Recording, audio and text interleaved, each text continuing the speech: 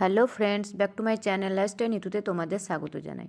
তো বন্ধুরা, তোমরা কেমন আছো? আশা করি নিশ্চয়ই ভালো আছো। আমিও খুব ভালো আছি। তো বন্ধুরা, তোমরা ভিডিওতে দেখতেই পাচ্ছ আমার ব্লগে যে আমি বেরিয়ে পড়েছি এখন মেট্রো স্টেশনে। এখান থেকে আমি নন্দন যাব। আমি বলেছিলাম না আমার সেকেন্ড যে প্রজেক্টটা বিসর্জন সেটা মানে স্টার্ট হবে। তো সেটা বিকেল 5:30টার সময় এরকম টাইমে আছে। তো আমি এটা গেছিলাম গতকাল আমি ভিডিওটা যেহেতু করতে পারিনি সেই জন্য আমি আজকে দিচ্ছি ভিডিওটা। তো আজকে এডিট করে আজকে দিচ্ছি। তো আমি এখন নন্দনের দিকে চলে এসেছি, এখানে নেমে পড়েছি।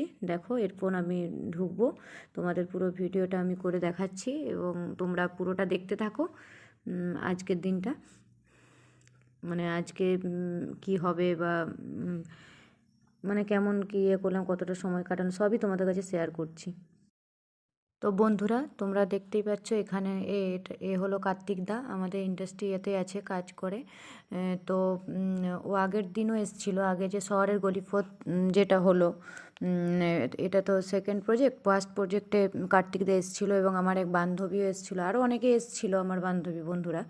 কিন্তু তার মধ্যে আজকে মানে এই গতকাল যেটা গেছিলাম 6 তারিখে বিসর্জনে, আমার ওই বান্ধবী আসতে পারেনি, কারণ ওর একটু প্রবলেম ছিল, বাড়ির কাজ পড়ে গেছিলো। বলেইছিল যে আমি যাব, মানে প্রথম দিনে যাব।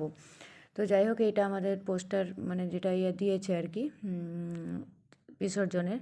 তো আমরা ঢুকে পড়েছি ওখানে।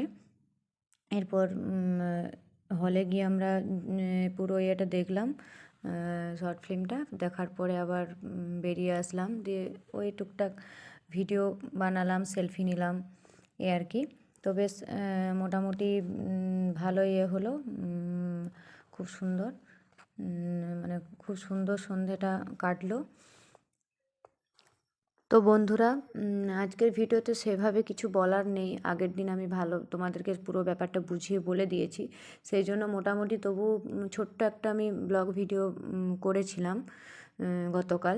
তো এখানে দেখো আবার অনুষ্ঠান হচ্ছে, এখানে একজন সিঙ্গার এসেছিলেন, একটা সিঙ্গার এসেছিলেন, তো ভালো গান গাইছিলেন, ব্যান্ডের গান, তারপর বিভিন্ন রকম গান মানে হচ্ছিল আর কি, খুব সুন্দর, মানে দারুণ।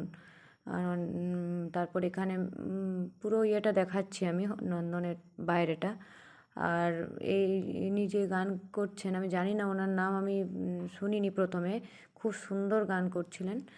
আর সত্যি মানে এত ঠান্ডা, প্রচণ্ড ঠান্ডাতেও যে এই যে আর্টিস্টদের জন্য দর্শকরা এত ভিড় করে থাকে বা আসে সবাই, তার জন্য মানে সত্যি খুব খুব মানে ভালো লাগে।